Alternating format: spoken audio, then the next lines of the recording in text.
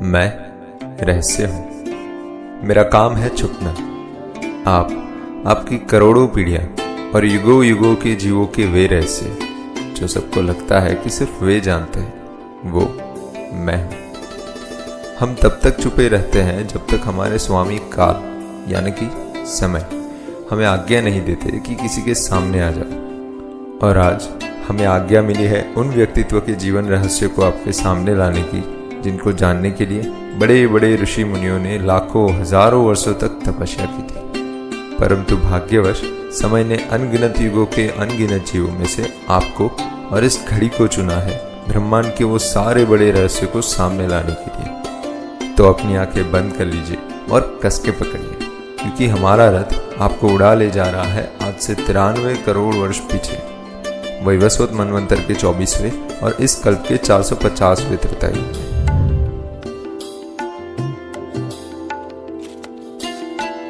ये झाड़ियों से होकर हम कहाँ जा रहे हैं रहस्य प्रभु? वो देखो। क्या? अरे वाह, राजघराने की प्यारी बच्चियां कैसे खेल रही है देखो। भगवान इनको हमेशा ऐसे ही खुश रखे। सुख दुख, यश अपयश, जन्म और मृत्यु, ये सब ना आप विधाता पे ही छोड़ दो। अभी आप हमारे पीछे पीछे आओ और देखो कि ये राजघराने की प्यारी बच्ची क्या पराक्रम करती है। तो झाड़ियों के पीछे से हम और रहस्य प्रभु दोनों देख रहे थे कि महल के आंगन में कुछ छोटी छोटी बच्चियां खेल रही थी। सभी बच्चियां एकदम प्यारी और निखालस थी, परंतु उन सब टोली के बीच में एक बालिका ऐसे निखर आती थी जैसे महल के आंगन में अभी अभी बोए गए नए पौधे की हरी हरी पत्तियों के बीच में एक सुंदर सा जासूद का फूल खिलाया हो, जो कि वसंत की शुरुआती धूप में बस अपने रंग को बस निखारे ही जा रही थी। उसकी सुंदर बोहें उनके नैनों के साथ मटकी जा रही थी, जैसे कोई मोरनी की डोक वर्षा ऋतु में नाचते अपने मोर को देखकर मटकाती जा रही हो। तभी महल की सीढ़ियों से उतरते कदमों के साथ एक आवाज आई, कैकेयी।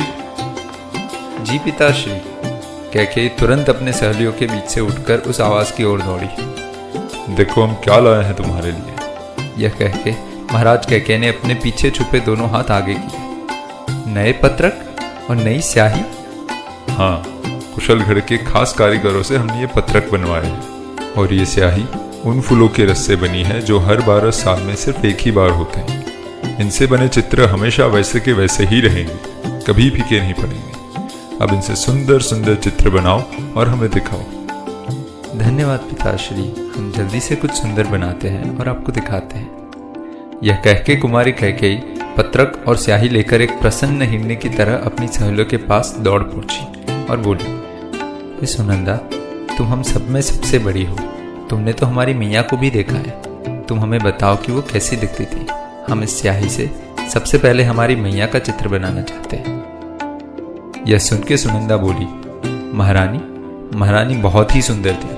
उनके भौहें एकदम आप ही की तरह लंबे और सुडौल थे, और उनके नैन भी बहुत ही नम्र और नुकीले थे। उनके केश खुरमुर की बेल की तरह एकदम घुंघराले थे, और उनके हाथ। सुनंदा को सुनते सुनते कैकेयी ने अपने मोर पंख की नोक से पत्रक के ऊपर चित्र बनाना शुरू कर दिया, और तभी पीछे से आकर किसी ने उस पत्रक को छीन लिया और बोली, अद्भुत, अति सुंदर, एकदम अपनी माँ की तरह। यह सुन के कैकेयी खड़ी हुई और बोली, मंत्रा, अभी हम बना रहे हैं, हमें हमारा पत्रक वापस दे दीजिए।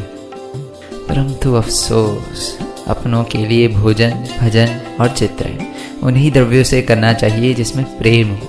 द्वेषी के हाथ की स्याही चित्र बनाने के नहीं, परंतु मुंह काला करने के लिए ही उपयोग में ले जा सकती है। यह कह के मंत्रा ने वो कागज के टुकड़े कर दिए और कैकेयी के हाथ में दे दिए। तभी महल की खिड़की से आवाज आई, मंत्रा।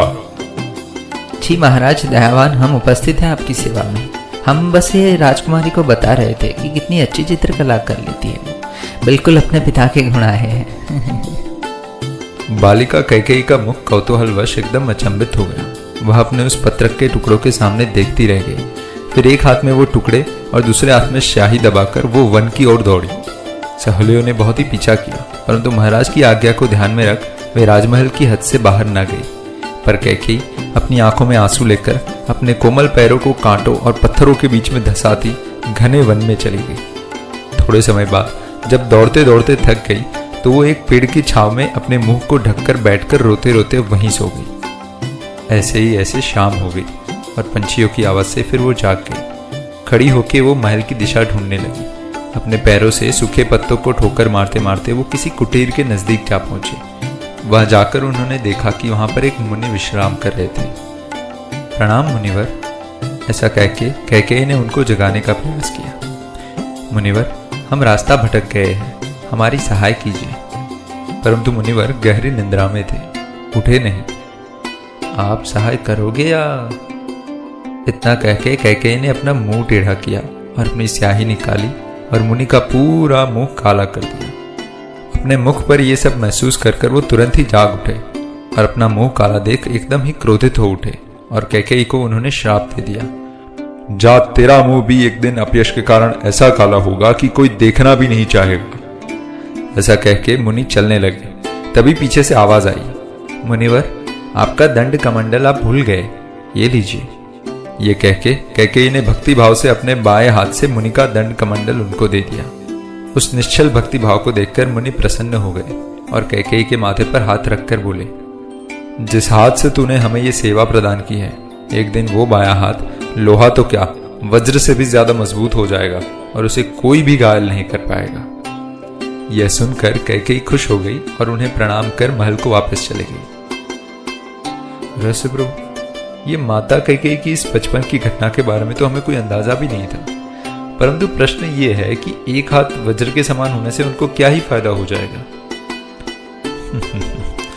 देखो प्रभु, सृष्टि में कोई भी घटना कारण विहीन कभी नहीं होती।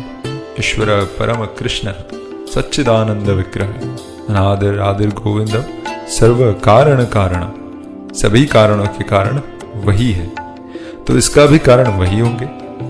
नहीं समझे? चलो वापस अयोध्या दिखाते हैं। तभी रहस्य प्रभु और हम उड़ चले वापस अयोध्या उस समय जब महाराज दशरथ सुखपूर्वक अपनी 3 प्रमुख रानियों और 700 पटरानियों के साथ शासन कर रहे थे। परंतु दिन रात उन सबके हृदय में सिर्फ एक ही खोट सार रही थी, एक पुत्र की खोट। उनका पुत्र न होने के कारण उनको अपनी सारी रानियां, सारे भोग विलास ऐश्वर्य सब कुछ व्यर्थ लगने लगा था। वे प्रतिदिन राजदरबार जाते, अपने सारे कर्तव्यों को निभाते और रात को आकर फिर वही चिंता में डूबकर सो जाते और फिर दूसरी सुबह फिर से राजदरबार में वहीं पर पहुंच जाते। एक ऐसे ही दिन जब वे राजदरबार में वहीवट कर रहे थे, एकदम से राजदरबार के अंदर जोर जोर से पवन बहने लगा। सबकी पगड़ियां और मुकुट तक हिलने लग गए। सबकी आंखें पवन से बंद हो रखी थी और जब पवन कम होने पर उनकी आंखें खुली तो देखा कि दरबार के मध्य में साक्षात पवन देव खड़े थे। महाराज ने उनको प्रणाम किया और उन्होंने महाराज को प्रणाम किया और थकी हुई आवाज में पवन देव बोले, हे अयोध्यापति महाराज दशरथ, आप तो जानते ही होंगे कि पिछले कुछ समय से देवों और असुरों के बीच में एक महासंग्राम चल रहा है और इस संग्राम का अंत ही नहीं आ रहा है। परंतु अभी अभी आकाशवाणी हुई है कि जिस पक्ष में अयोध्यापति दशरथ होंगे उसी पक्ष की विजय होगी। तो कृपया आप इस देवासुर संग्राम में हम देवों के पक्ष से युद्ध करें और सत्य की विजय की पताका लहराने में हमारी सहाय करें। यह सुनकर महाराज दशरथ शीघ्र ही अपने दिव्य रथ की ओर प्रस्थान करने लगे। वो रथ जो दशों दिशाओं में दौड़ सकता था और महाराज दशरथ ने अपने आप को उस रथ की मदद से दशों दिशाओं में एक साथ युद्ध करने की कला में निपुण बना लिया था, जिसके कारण उनको दशरथ के नाम की उपाधि दी गई थी। जब वो वहां जा रहे थे उसी समय रानी कैकेयी ने उनको अपने साथ ले जाने के लिए प्रार्थना की। बहुत ही आनाकानी के बाद आखिरकार महाराज दशरथ तैयार हो गए और कैकेयी को अपने रथ में बिठाया और युद्ध करने चले गए। दिवसों दिवसों तक महाराज दशरथ और कैकेयी ने देवासुर संग्राम में भयंकर युद्ध किया। महाराज ने अपने जीवन में कभी इतना भयंकर युद्ध नहीं किया था। यहाँ कैकेयी उनकी रक्षा कारक और उनके सहायक के रूप में एक उत्तम क्षत्रियाणी का कर्तव्य निर्वहन कर रही थी। तभी असुरों को पता चला कि दशरथ महाराज का रथ ही है जो उन्हें बहुत ही सहायक कर रहा है। तो एक असुर ने प्रहार से उस रथ के पहिए का धुरा तोड़ दिया और रथ बुरी तरह डगमगने लगा। वो धुरा टूटते ही महाराज दशरथ को अपना रथ जमीन पर ला देना पड़ा और जब जब महाराज दशरथ नीचे आते थे वो धुरी ठीक करने के लिए तभी तभी असुर उन पर आक्रमण कर रहे थे। ऐसे ही ऐसे अपने स्थगित रथ में महाराज बुरी तरह घायल हो जा रहे थे। इसी समय कैकेयी ने बचपन में मुनि के द्वारा मिले उस वर को स्मरण किया और अपने दाहिने हाथ के सामने देखा और तुरंत ही आंखें बंद कर पहिए में धुरी की जगह उसको फंसा दिया। हाथ फंसते ही वो एकदम से वज्र के समान कठोर हो गया। यह देख उन्होंने महाराज को बोला, रथ को दौड़ाओ। महाराज ने तुरंत ही मना कर दिया, परंतु कैकेयी के सतत आग्रह से महाराज ने रथ को चलाना शुरू किया। उनको पता चला कि रथ अपनी उत्तम गति से दौड़ने लगा है। फिर तो बस जैसे महाराज के शरीर में नए प्राण आ गए, मानो एक के बाद एक सारे असुरों को हवा में ही मार गिराया और देवासुर संग्राम में विजय पताका लहराई। युद्ध जीतने के बाद वे कैकेयी के नजदीक गए और उनके माथे और गाल पर हाथ फिरो के बोले, हे कैकेयी, तुम्हारे इस साहस से हम बहुत ही प्रसन्न हैं। तुम्हारी वजह से ही आज हमारे प्राण और सत्य की लाज बची है। हम तुम्हें 2 वर देना चाहते हैं, मांगो, जो मांगोगी वो हम दे देंगे। यह सुन कैकेयी ने कहा, हमें कुछ नहीं चाहिए आपसे, हमारे पास हमारा सुहाग कुशल है, उतना ही पर्याप्त है। परंतु अगर आप फिर भी देना चाहते ही हो तो यह वर अभी हम धरोहर के रूप में आप ही के पास रख रहे हैं, जब मांगे तब दे दीजिएगा। यह सुनकर महाराज दशरथ ने बहुत अच्छा ऐसा कहकर रथ को वापस अयोध्या की ओर ले लिया। देख लिया प्रभु, हम बता रहे थे ना कि सृष्टि में कोई भी चीज कारण विहीन नहीं होती है। यह बात आप भी याद रखना कि जीवन में उतार चढ़ाव, अच्छा बुरा सब प्रकार का समय आएगा, परंतु सामान्य मनुष्य उस समय में हड़बड़ा जाता है क्योंकि उसे भगवान की ताकत पे भरोसा जरूर है, परंतु भगवान की योजना पर नहीं होता। जबकि एक भक्त को भगवान की ताकत और उनकी योजना दोनों पर अटूट विश्वास होता है। इसीलिए वो अपना कर्म संपूर्ण आस्था से करता है और बाकी सब भगवान के ऊपर ही छोड़ देता है। कर्मण्येवाधिकारस्ते। चलो तो आज के लिए यहीं तक रखते हैं। अभी इस रहस्य को पहुंचाओ औरों तक, पहुंच जाए फिर मिलेंगे नए रहस्य के साथ। अच्छा, और तब तक क्या, दाल और रोटी खाओ और हरि गुण गाओ।